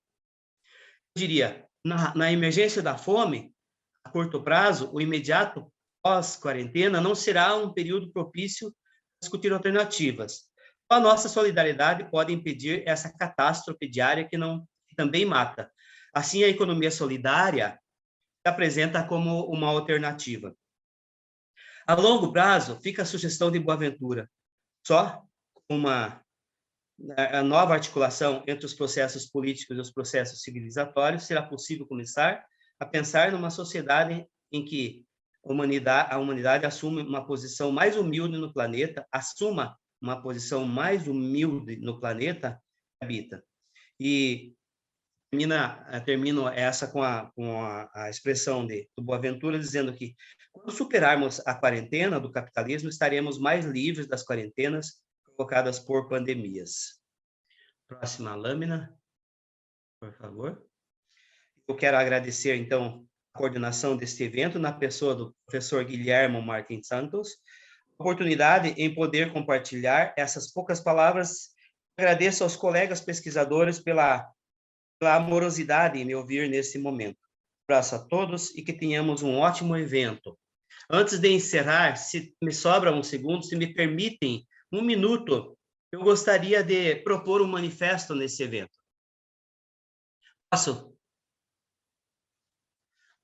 Nós estamos vivendo dias muito tensos no Brasil, em função da pandemia que mata de 3 a 4 mil pessoas diárias. E por isso surgiu no Brasil, por força do Supremo Tribunal, uma determinação para que o Senado Federal do Brasil faça uma CPI da Covid 2019. Uma CPI, para quem não sabe, que é de outro país, é uma comissão parlamentar de inquérito que investigue todas as causas dessa morosidade em chegar à vacina, aos remédios, e que tem contribuído para esse alto índice de mortandade no Brasil. Porém, os membros dessa CPI vêm sofrendo pressão para que ela não aconteça ou para que ela enfraqueça. E eu gostaria de propor, então, um manifesto a todas as instituições que fazem parte deste evento, que pudéssemos elaborar no final deste evento um manifesto para que seja enviado de apoio aos membros da CPI, seja enviado ao presidente e ao vice-presidente da CPI. Caso não seja possível via Exocity Lalic, eu mesmo me coloco como ponte para que isso chegue até ao presidente e ao vice-presidente da CPI, para que essa CPI, como diz aqui no Brasil, não termine em pizza. Muito obrigado, então, para a coordenação y a los colegas tenhamos un buen evento. Muchísimas gracias, Asir. Vamos a tomar el pedido y lo vamos a elevar a las autoridades del comité para que lo puedan evaluar. Gracias, sí, obrigado. Tenemos un rato, podemos dar a un lugar una tanda de preguntas. Quien tiene ganas, interés en preguntarle a alguno de nuestros ponentes, por favor, pueden hacerlo ahora.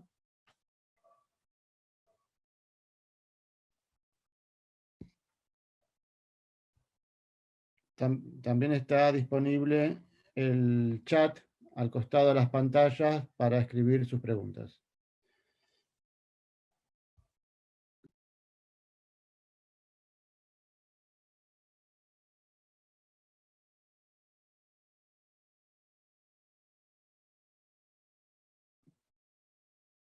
¿Ninguna pregunta?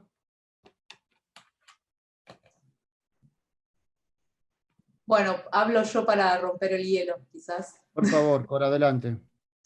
Bueno, disculpen que hablo en español, pero mi portugués es muy malo, por eso hablaré despacio.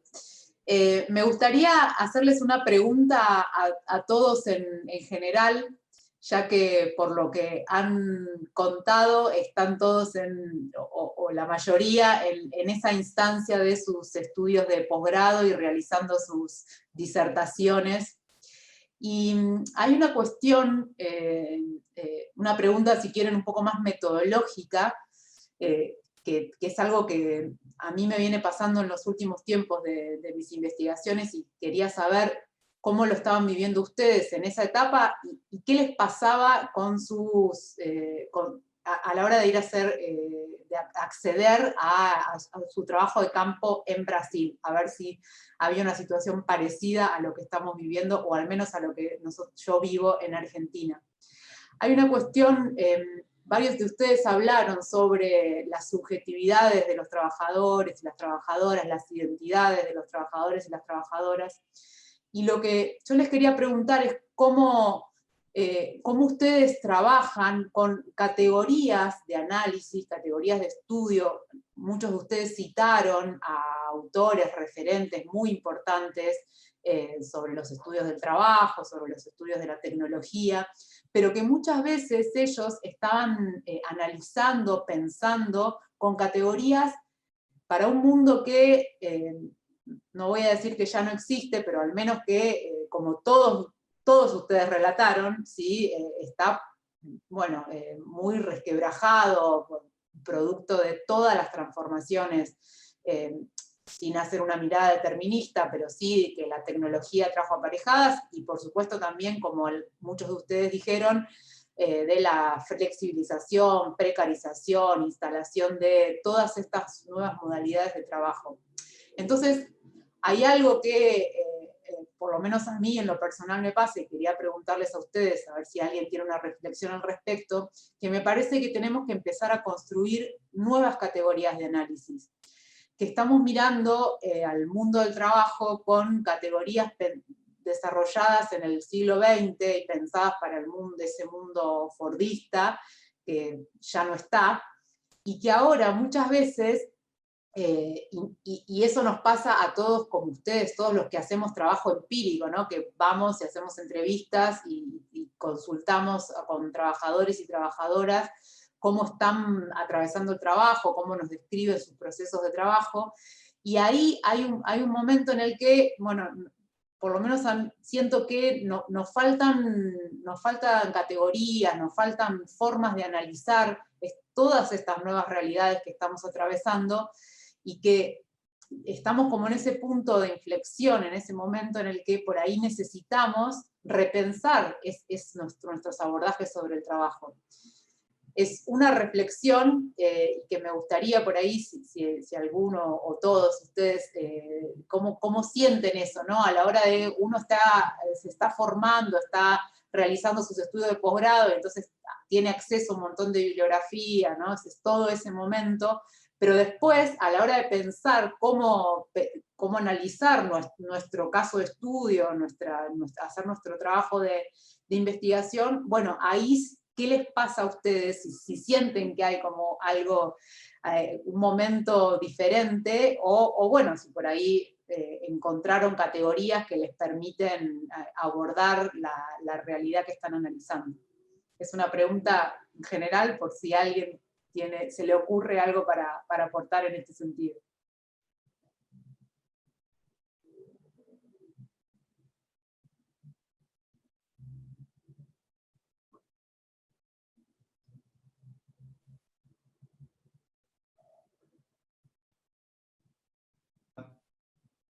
Deixa eu ver se eu entendi um pouquinho a fala da Cora. Eu acho que me perdi um pouquinho na análise,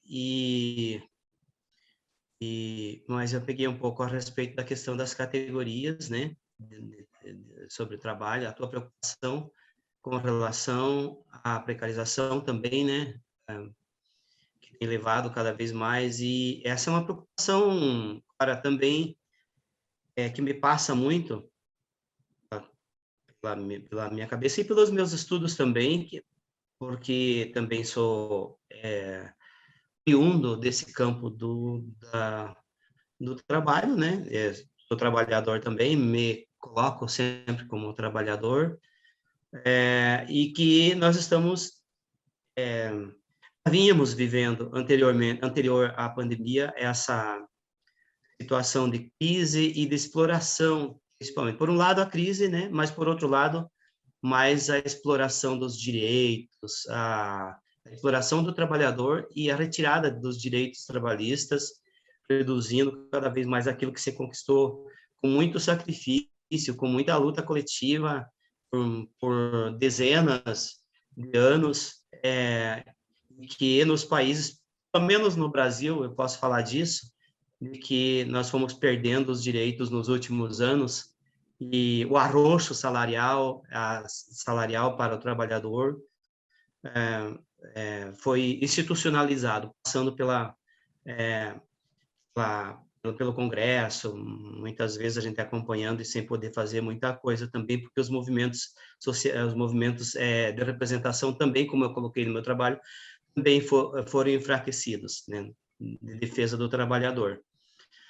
Mas a gente não pode perder a esperança, e eu creio que a gente tem alternativas pela frente, tem poucas alternativas, mas tem. Nós temos que ter uma luz no fim do túnel, senão nós vamos todos ficar doentes sem precisar pegar Covid, né? Ficar doentes, mentalmente doentes, né? Como já vem acontecendo, como foi colocado aqui, eu não sei se foi a Laís que colocou, ou a Luísa, alguém que colocou aí sobre essa questão do adoecimento no trabalho.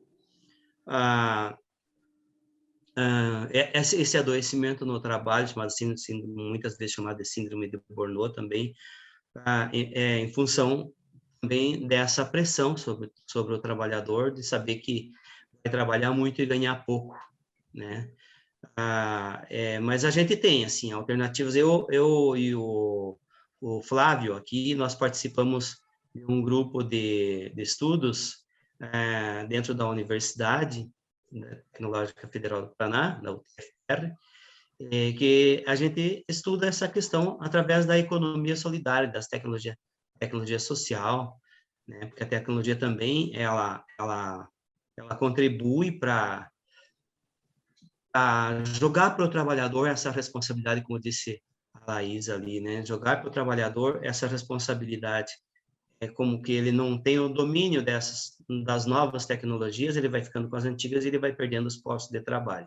A minha pesquisa, inclusive, ela vai por esse caminho aí, da questão das tecnologias, da falta de domínio das tecnologias, da falta de incentivo ao domínio das tecnologias, da falta de cursos de formação para os trabalhadores, para que eles se preparem para o trabalho, que também é uma responsabilidade constitucional no Brasil, pelo menos, seria de oferecer a formação para os trabalhadores.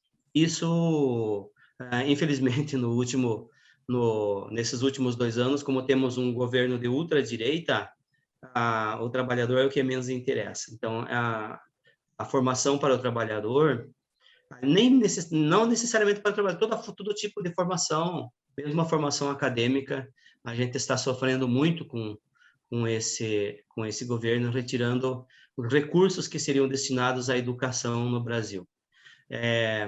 Mas a gente, então, o caminho que a gente está vendo, assim, é mesmo o fortalecimento via solidariedade, aquilo que eu coloquei no final do meu trabalho ali, né? O que nos cabe ainda pensar isso e se fortalecer coletivamente, né? As pessoas, nós não podemos pensar que vamos ganhar o mundo pelo empreendedorismo, porque essa é a conversa para boi dormir no Brasil, pelo menos, né?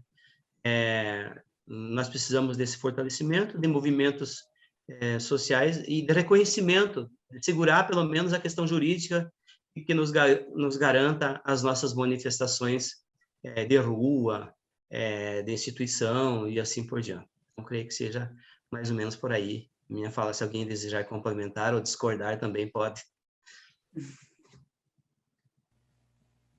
Gracias. Posso contribuir um pouco também? Bom, primeiro em relação a como está, por exemplo, o nosso trabalho de campo. Especificamente, no meu caso, todas as entrevistas, não, com exceção de uma que aconteceu antes da pandemia, todas elas ocorreram de forma remota. O que, por um lado, foi positivo, no sentido de que eu entrevistei. Estou morando em Campinas, no estado de São Paulo, região sudeste do Brasil. E entrevistei mulheres que participaram da formulação deste programa para a equidade de gênero e raça, que é o objeto do nosso estudo.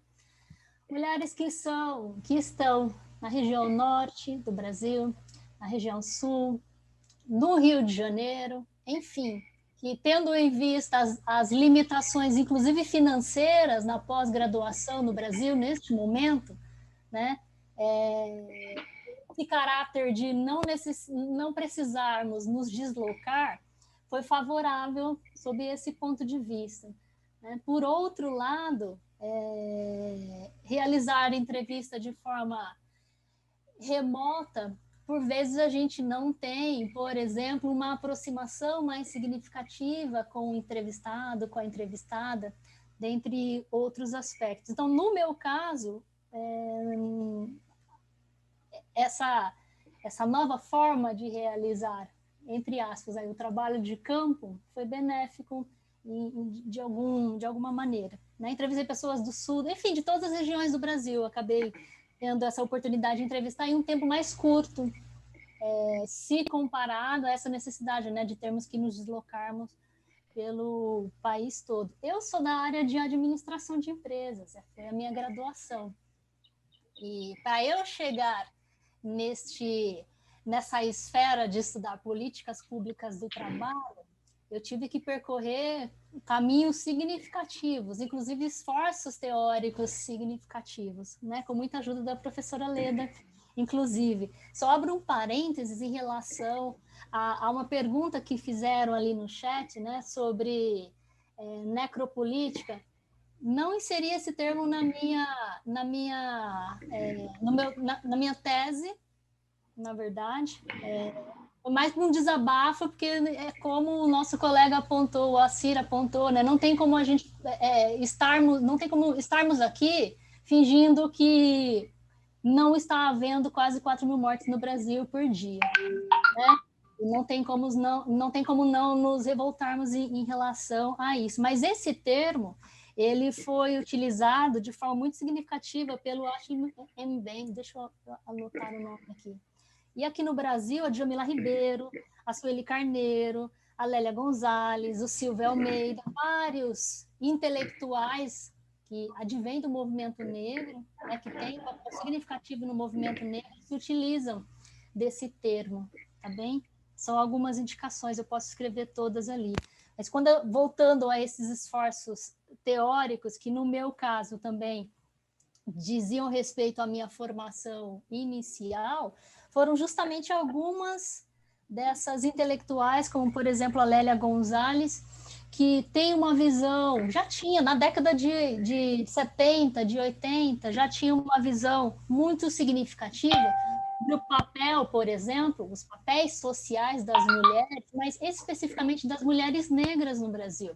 Então, quando eu falo desse programa que foi implementado lá em 2005 por um governo tido como mais progressista, ele traz essas lutas que essas mulheres, como a Lélia, por exemplo, já travavam de forma significativa, não só no âmbito da academia, com novas perspectivas, né, elencando características específicas do mercado de trabalho, por exemplo, das mulheres negras no Brasil, como eu disse ali de forma breve, que desde sempre, compuseram a base da nossa pirâmide social, quando falamos de rendimento, por exemplo, de acesso ao trabalho, de condições de trabalho, né? Então, quando eu comecei a desenvolver a tese, logo emergiu essa necessidade de desenvolver esse olhar,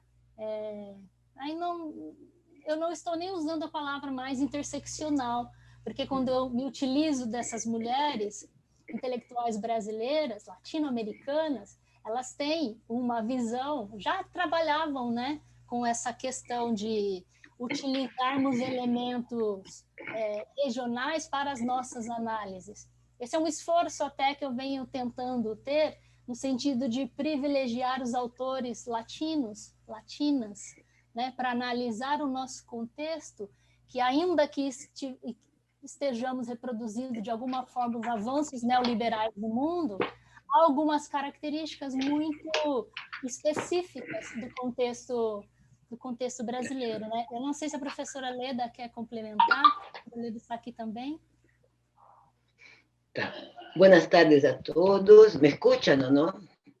Sí, sí, perfecto. Está bien. Muchas gracias. Mira, yo quería hablar de los dos lados de la cosa, ¿no? Porque hay esa historia horrible que estamos viviendo hoy día, no ha empezado hoy día, ha empezado hace años. Y entonces hemos tenido una fase buena, después de una fase de democracia, y llegamos a la Constitución del 1988, que es una constitución lo mejor que hemos tenido en la historia. Y desde ya hace bastante tiempo quieren desarmar esta constitución. Y hay un proceso largo, en esos años tenemos un fortalecimiento muy grande de los movimientos sociales, que fue lo que llevó a como digo, gobiernos democráticos, pero que han hecho muchas cosas. Esas políticas, los consejos, las instituciones, la participación en las instituciones. Muchos de la izquierda dicen que es poco, pero no es poco. Pero es lo que nos queda en la pandemia. Y es lo que nos queda. Pero después empieza esa pesadilla. Nosotros hemos sido el país de la desinformación desde el inicio. La campaña anticomunista clásica que hubo en Chile antes del golpe, el 64 acá, empezó todavía en el primer Lula. No se notaba, parecía que estaba todo muy bueno, pero no estaba, ya estaba. Yo que soy viejita, entonces yo he sentido todas las cosas, todos los síntomas ya estaban. Fue cuando empezamos a estudiar esas cosas de la desinformación, hace años ya. Pero viene hasta que llegamos al golpe del 2016. Y ahí vienen con el paquete entero, pero la ofensiva ideológica es muy larga, empieza muy antes. Las instituciones esas, los think tanks, todas las cosas, de repente aparecían en la calle las cosas de mi juventud. la tradición, familia y propiedad. La gente, esa gente momia, la gente de los porones. Bolsonaro vino de los porones, de la dictadura, porque en Chile. Y para tratar de meter acá, ¿qué modelo? El modelo del Pinocchio en Chile. No es un modelo cualquiera. Es todo el paquetito, el Guedes de Estado en Chile, junto ahí en el tiempo de Pinochet. Entonces ese modelito que es del Estado máximo, que dice, que se autodenomina Estado mínimo. Pero el problema, pero la ventaja nuestra es que a lo largo de estos años, pero muy antes, como dijo Erika, hemos tenido movimientos sociales muy fuertes que se fueron constituyendo. Movimiento indígena, movimiento negro, movimientos estudiantiles de obreros, de obreras, en las poblaciones, en todas partes. Y es de ahí, por increíble que puede parecer, que se van creando formas de participación.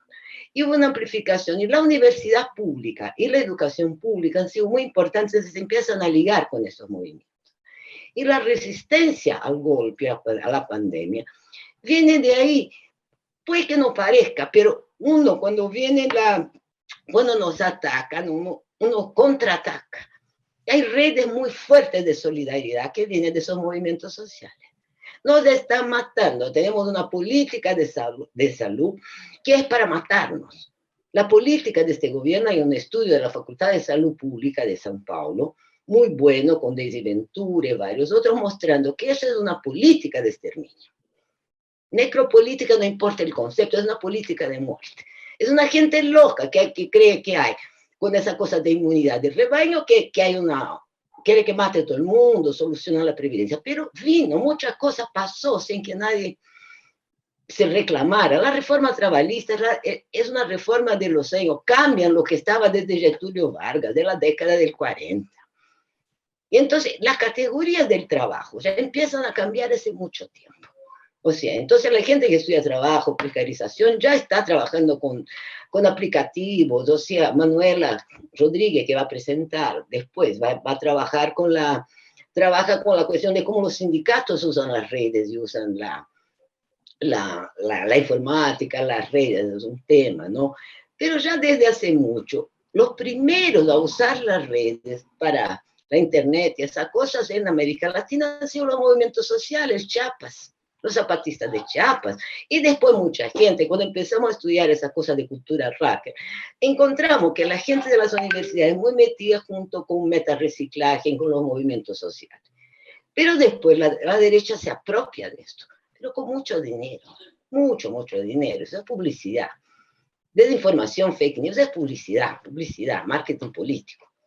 Publicidad, marketing es muy elegante, ¿no? Es propaganda, publicidad, es antiética. Que manipula a la gente. No voy a entrar en esa discusión, pero lo que quiero decir es que sí, como dice Alcir, hay mucha esperanza, porque estamos ahí. Aunque tengamos que empezar casi que todo de nuevo, ¿no? Me digo, vamos a empezar a organizar la sociedad civil, abogados voluntarios para que defiendan a la gente que está siendo atacada, en fin, y hacer con que la gente despierte, porque hay mucha gente que cree las cosas más locas. Especialmente como ese tipo de política manipula a la gente a través del miedo, de la ansiedad. La pandemia es el escenario ideal, ¿no? Para manipular a la gente que quiere certeza, que los cielos, que qué sé yo, ¿ya? Pero lo que yo quiero dejar a pesar de eso, de un mensaje de esperanza, ¿ya? De que estamos ahí, la gente está ahí, las universidades están ahí, seguimos trabajando. Y como dijo Erika, de repente estamos acá en el sur, pero tengo estudiantes que desde el sur trabajan con profesores indígenas dentro de una reserva indígena que está en el norte de Brasil, haciendo cartillas para cómo enfrentar la pandemia. O gente que está defendiendo, gente que tiene sus tierras grilas, que de cierta forma, porque todo el mundo en ese país tiene un celular. Es increíble, un celular donde reciben las noticias falsas también. Pero por eso los profesores de las universidades están haciendo clases por celular. Graban el zap, imagínense ustedes. El esfuerzo que se está haciendo solidario para no dejar a los niños, a los estudiantes solos y en desesperación, está siendo muy grande. Entonces, es del otro lado de esa catástrofe que estamos viviendo, que parece una pesadilla inimaginable, ¿no? Porque es una cosa que, juntando todas las ficciones distópicas, no tenemos la realidad de lo que estamos viviendo en Brasil, en el mundo en general, pero en Brasil en particular es algo somos el epicentro de la tragedia, de cierta manera, ¿no? Porque, pero yo quería dejar, por un lado, eso y reforzar la cosa de que sería bueno que nos manifestáramos aquí o que el Congreso, si eso es posible, pero, y la otra cosa, pero que sí hay esperanza. Que si seguimos ahí, ya hemos salido de otras, pero las categorías estaban cambiando, Cora, en la cuestión más académica. Yo creo que el cambio de las categorías, de la forma de trabajo, la chica esa, se me olvidó el nombre, que habló de las ingenieras, ¿no? Los ingenieros, los arquitectos fueron los primeros a ser precarizados. Los abogados, es una broma, pero mucho antes que los obreros, que tuvieron los vínculos deshechos, ¿no? Eso nomás, no creo que hablé demasiado.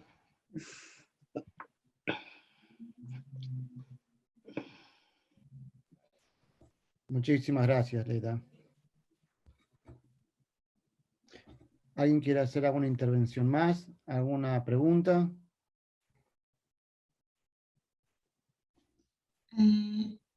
Eu compartilho da fala da Érica. A minha pesquisa também envolveu entrevistas e elas aconteceriam num primeiro momento presencialmente, né? Então, a minha pesquisa parte de egressos, né, de ex-alunas da Universidade Tecnológica aqui em Curitiba. Então, elas aconteceriam presencialmente, por conta da pandemia, elas tiveram que acontecer de maneira virtual, e isso também abriu possibilidades, né, como a colega comentou. Então, algumas dessas mulheres moraram em Curitiba, né, estudaram em Curitiba, mas hoje já estavam trabalhando em outras cidades, em outros lugares, e essas entrevistas não teriam sido possíveis, né, se isso não acontecesse. Outro fator também é a questão do horário, né, das entrevistas. Então, a maior parte das entrevistas foram feitas no período da noite, né, em alguns casos lá pelas 8, 9 da noite já, quando essas mulheres já tinham terminado o turno de trabalho. Em alguns casos elas estavam trabalhando presencialmente, então tinha todo, né, um movimento até chegar em casa, e aí participar das entrevistas. E um fator que foi interessante também nesse período é que as entrevistas aconteceram em dois momentos diferentes, né? Um na primeira metade do ano e o outro mais para o final do ano. Então, essas entrevistas que aconteceram no início, principalmente em termos de trabalho, as entrevistadas estavam muito mais pessimistas, assim, com relação ao cenário que a pandemia tinha naquele momento. Então, eram muito mais instabilidades, então eram muito mais incertezas. Um dos tópicos, né, da entrevista era com relação a planos para o futuro, com relação ao trabalho, e elas apontavam sempre que não sabiam o que ia acontecer, não sabiam por quanto tempo. Elas, às vezes, já não estavam tão certas com relação ao trabalho que elas estavam, por conta de outros fatores, e aí a pandemia acentuou tudo isso. E essas entrevistas que aconteceram no segundo momento já traziam um tom um pouco diferente. Então, nesse segundo momento, a pandemia estava num outro contexto, um pouco menos, digamos assim, já não era uma novidade como era no começo do ano, mas também não estava tão ruim quanto está hoje, por exemplo. Então, elas estavam um pouco mais otimistas, talvez ainda ali um pouco incertas, mas fazendo modificações, fazendo outras coisas, mudando as suas rotinas. E, com certeza, né, se essas entrevistas fossem feitas hoje, no contexto que a gente está, que é muito pior do que todos os outros momentos da pandemia, isso também afetaria as entrevistas de uma forma diferente, né? Elas também veriam esse próprio lugar onde elas estão e as perspectivas que elas têm ou não a partir de um outro lugar. E aí a gente vê, então, né, como essa subjetividade é bastante diferente, como tudo isso impacta muito, mesmo na entrevista que manteve ali o mesmo roteiro, que visava buscar o mesmo período de tempo que elas viveram, mas todos esses fatores do que estava acontecendo naquele momento influenciavam muito em como a entrevista seguia, não só para elas, mas para a gente também, enquanto pesquisador, né, o que a gente pergunta ou não, com relação a essas perguntas sobre o futuro, por exemplo, a gente também não sabia, né, no começo do semestre, como as pesquisas iam correr, se a gente ia conseguir terminar a tempo ou não. se a gente teria condições de fazer como a gente tinha planejado, né? Na maior parte dos casos, não. Então, acho que também concordo com a fala da importância das novas categorias de análise, né? Porque são muitos fatores que permeiam, e a gente falou de neoliberalismo bastante aqui. Também foi outra coisa que eu percebi, porque como eu escolhi trabalhar com egressos, né, ex-alunas, isso abriu um leque de possibilidades, né? Nem todas estavam trabalhando naquela área, então se eu tivesse escolhido somente as engenheiras, eu estaria limitando, fazendo uma escolha que limitava um determinado grupo, né? Então, como essas mulheres trabalhavam em diversos lugares diferentes, muitas não se viam como engenheiras e não se colocavam nessa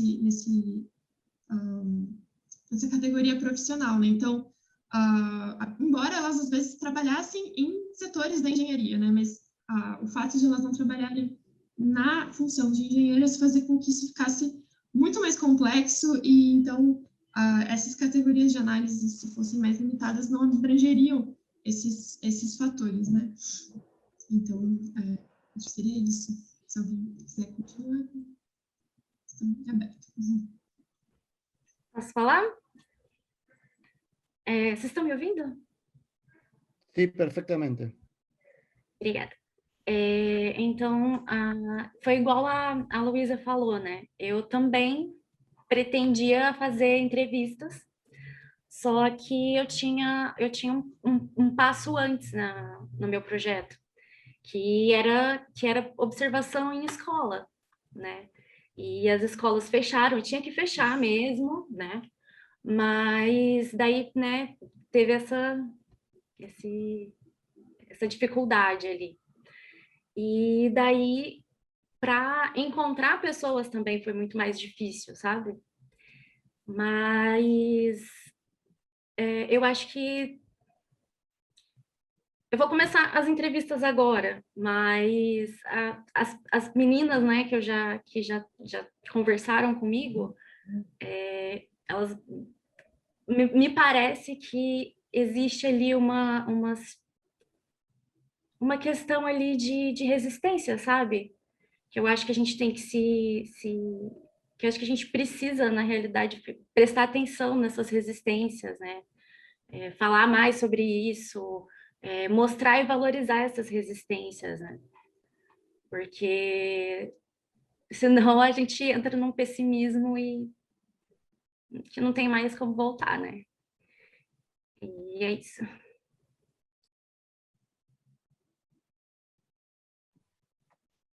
Muchísimas gracias, Laís. ¿Alguien quiere hacer algún comentario más? Bueno. Yo solo una cosa quiero decir, que sí. Si prenden las cámaras y sacamos una foto para mandar al Congreso. Perfecto. Quienes estén aquí y tienen ganas y pueden poner su cámara, hacemos una captura de pantalla. A la cuenta de 3 decimos revolución. 1, 2, 3, revolución. Gracias a todos. Bueno, quiero agradecer también la presencia, la participación y el trabajo de los profesores Alejandro Viñolo, Guillermina Jansen y Cora, que estuvieron también trabajando fuertemente en esta sesión. Vamos a continuar a partir de las 18 horas en la segunda parte con otras 4 ponencias. Hasta entonces, les damos una breve despedida y vamos a hacer mate y café. Gracias a todos y a todas por participar. Gracias. Saludos. Chao.